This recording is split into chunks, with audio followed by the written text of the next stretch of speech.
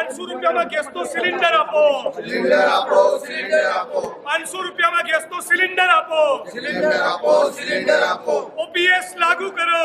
લાગુ કરો, લાગુ કરો. ખેડૂતોના દેવા માફ કરો. માફ કરો, માફ કરો. ખેડૂતોના દેવા માફ કરો. માફ કરો, માફ કરો. ₹500 ગેસનો સિલિન્ડર આપો. સિલિન્ડર આપો, સિલિન્ડર આપો.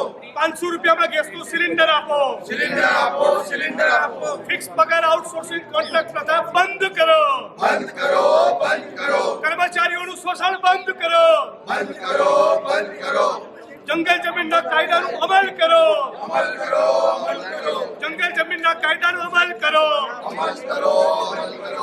મિત્રો, ગુજરાત વિધાનસભામાં આવ્યો છું. બજેટ રજૂ થવાનું છે. મંત્રી આવે પહેલાં કોંગ્રેસ આવી ગઈ છે અને કોંગ્રેસ સત્તામાં આવે એના માટે વિપક્ષ તરીકેની તમારી જે ભૂમિકા હોય છે એ જ ભૂમિકામાં અત્યારે અમે જોઈ રહ્યા છો. તમે આવ્યા અને જે નારા લાગ્યા, સૂત્રોચ્ચાર કર્યા, શું માંગ છે? બહુ લાંબા સમયથી મારી કે વિપક્ષની નહીં, ગુજરાતના કોન્ટ્રાક્ચ્યુઅલ કર્મચારીઓની માંગ છે.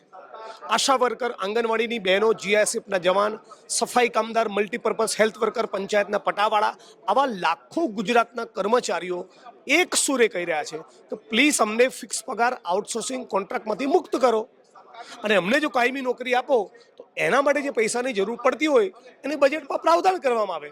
હું તો એ આઈડિયા પણ પ્રપોઝ કરું છું કે ગુજરાતના જે ઇન્ડસ્ટ્રીયલ હાઉસીસ ને કોર્પોરેટ ઘરાના છે 5% યુરોપની જેમ એમની ઉપર હેરિટન્સ અને વેલ્થ ટેક્સ નાખો. કરોડો અરબોની પૂંજી બજેટમાં આવશે, એમાંથી બધાનો પગાર થશે. યુપીએની સરકાર જ્યારે પાવરમાંથી 72,000 કરોડનું ખેડૂતોનું દેવું માફ કર્યું. આપણું તો સ્વર્ણિમ, ગતિશીલ, પ્રોસ્પરસ ને વાઇબ્રન્ટ ગુજરાત છે. તો આપણા ગુજરાતના ખેડૂતોના દેવા માફ નહીં.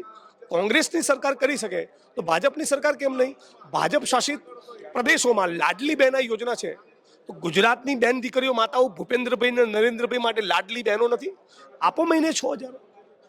ખાલી પડેલા સરકારી પદોમાં ભરતી કરવી, એમાં તો કોઈ રોકેટ સાયન્સ નથી. ધારો કે તમે ગુજરાતના સીએમ હોય અને હું તમને કહું 50 લાખ લોકોને નોકરી આપી દો, પ્રેક્ટિકલી કદાચ પોસિબલ ન હોય, પણ 2 લાખ, 3 લાખ, 5 લાખ જેટલા પણ સરકારી પદો ખાલી છે એમાં દર વર્ષે 25-50 હજારનું આયોજન કરીને અત્યાર સુધી તમારે બધા ખાલી પડેલા સરકારી પદ 28 વર્ષમાં ભરી નથી શક્યા. તો ખાલી પડેલા સરકારી પદોમાં ભરતી કરો. દલિત, આદિવાસી, ઓબીસી, મુસ્લિમ આ સમાજનો વંચિત અને શોષિત વર્ગ છે. આના માટે વસ્તીના પ્રપોર્શનમાં, ઇવન ડીએનટી સમાજ, આના માટે વસ્તીના પ્રપોર્શનમાં તમે બજેટમાં પ્રાવધાન કરો. ₹500 ગેસનું સિલિન્ડર આપો. રાજસ્થાન બાજુનું પાડોશી રાજ્ય, ત્યાં ₹500 સિલિન્ડર મળે છે, ગુજરાતમાં પણ મળી શકે. બીજી કઈ કઈ માંગ છે તમારી? આજે કીધું આજ બધી અમારી મુખ્યત્વે માંગો છે. કાલે નર્મદાની કેનાલોનું નેટવર્ક પૂરું થવું જોઈએ.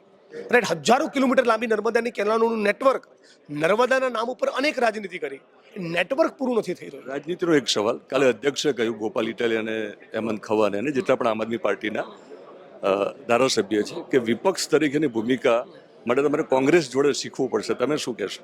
ના, એમાં હું કોઈ પણ પક્ષ વિશે અનિચ્છનીય કોમેન્ટ નથી કરવા માંગતો. દરેકનો પોતાનો એક ડેમોક્રેટિક રાઇટ છે. વિરોધ પક્ષ તરીકે વિરોધ પક્ષની ભૂમિકા અદા કરવાનો છે. થેન્ક યુ જિગ્નેશભાઈ, થેન્ક યુ.